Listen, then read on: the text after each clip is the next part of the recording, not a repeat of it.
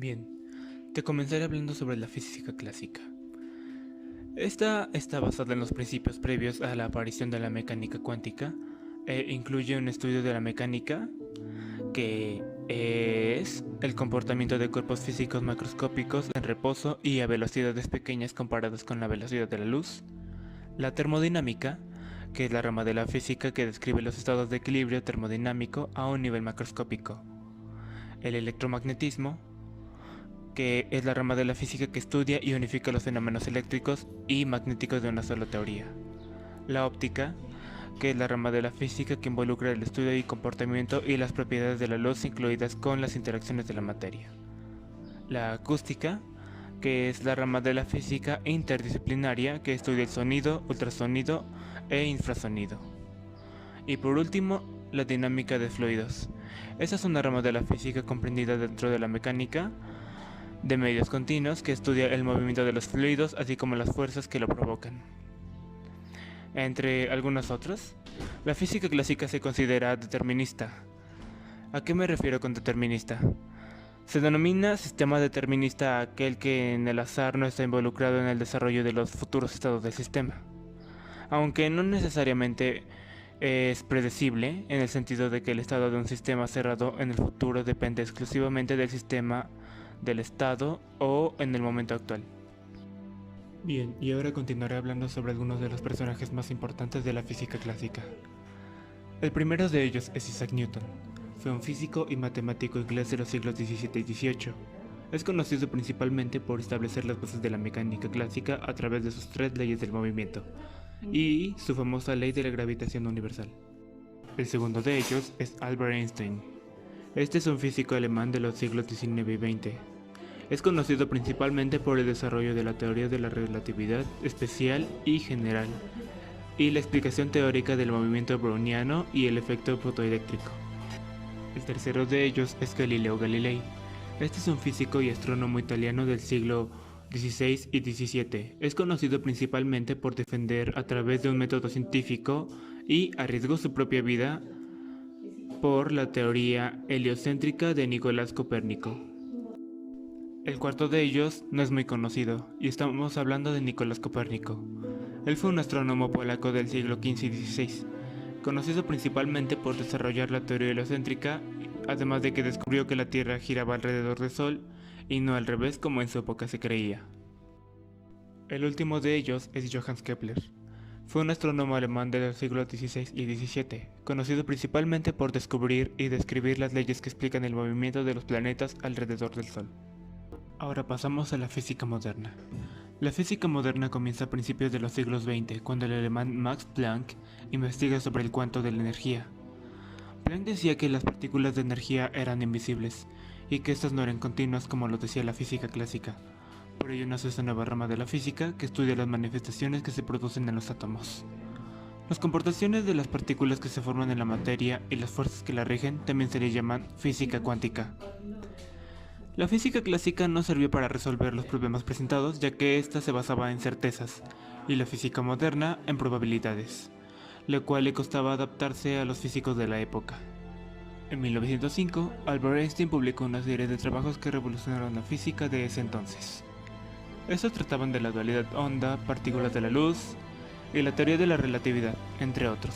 Además, años más tarde se descubre que por medio de telescopios la existencia de otras galaxias, así como la superconductividad, el estudio del núcleo del átomo y otros, los cuales logran que años más tarde surjan avances tecnológicos como la invención del televisor, los rayos X, el radar, la fibra óptica y el computador.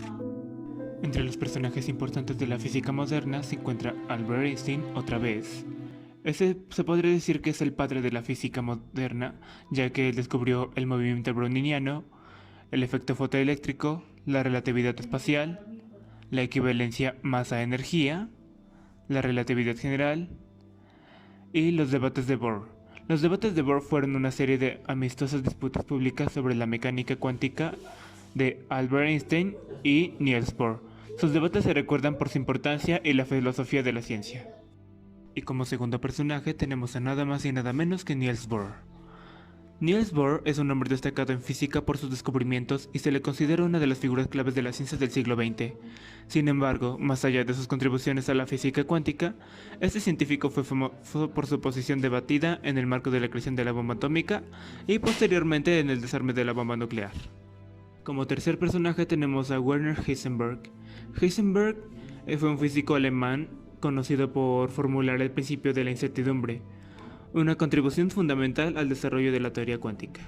Y por último, pero no menos importante, tenemos a Max Planck. Planck fue un físico y matemático alemán considerado como el fundador de la teoría cuántica y galardonado con el Premio Nobel en Física en 1918.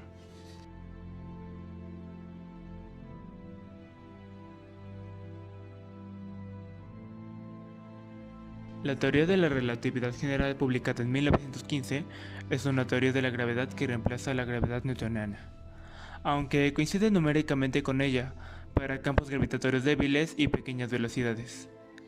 La teoría general se reduce a la teoría especial en ausencia de campos gravitatorios, pero la teoría general estudia la interacción gravitatoria como una deformación de geometría del espacio-tiempo. En esta teoría se introducen los conceptos de la curvatura del espacio-tiempo como la causa de la interacción gravitatoria.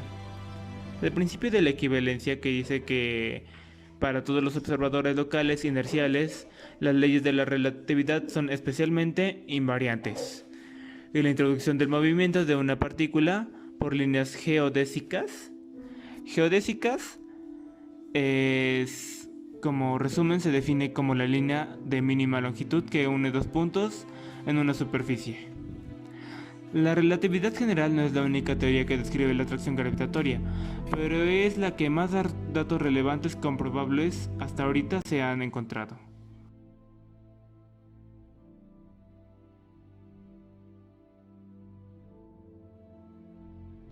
La mecánica cuántica es la rama de la física que estudia la naturaleza a escalas espaciales pequeñas, los sistemas atómicos y subatómicos y sus interacciones con la radiación electromagnética, en términos de cantidades observables.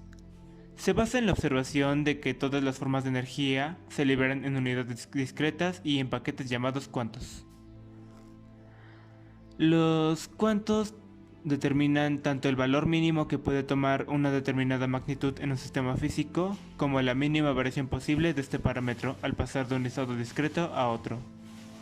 Sorprendentemente, la teoría cuántica permite normalmente cálculos probabilísticos o estadísticos, de las características observadas, por supuesto.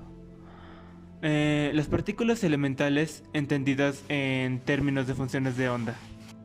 La mecánica cuántica surge tímidamente en los inicios del siglo XX, dentro de las tradiciones más profundas de la física, para dar solución a problemas para los que las teorías conocidas hasta el momento habían agotado su capacidad de explicar, como la llamada catástrofe ultravioleta en la radiación de un cuerpo negro, predicha por la física estadística clásica y la inestabilidad de los átomos en el modelo atómico de Rutherford. La catástrofe violeta es un fallo de la teoría clásica del electromagnetismo al explicar la emisión electromagnética de un cuerpo. En mi opinión, la física tuvo un gran impacto en la sociedad, ya que desde la física clásica, aunque no fue muy resaltante, bueno, ahorita ya no es resaltante como lo hubiese sido antes, igual tuvo cosas que ver para no dejarnos tanto en la ignorancia del saber o creer que el planeta gira de que el Sol gira alrededor del planeta. Y con los descubrimientos de Newton, Maxwell y otros como Bohr o Einstein, sabemos ahora que podemos incluso, no sé, crear realidades alternas, algo que sería muy loco, pero no imposible. Y también podríamos viajar al espacio, ya podemos de hecho. Podemos también saber la relatividad, conocer otras teorías y como conclusión puedo decir que sin la física nuestra vida sería muy primitiva.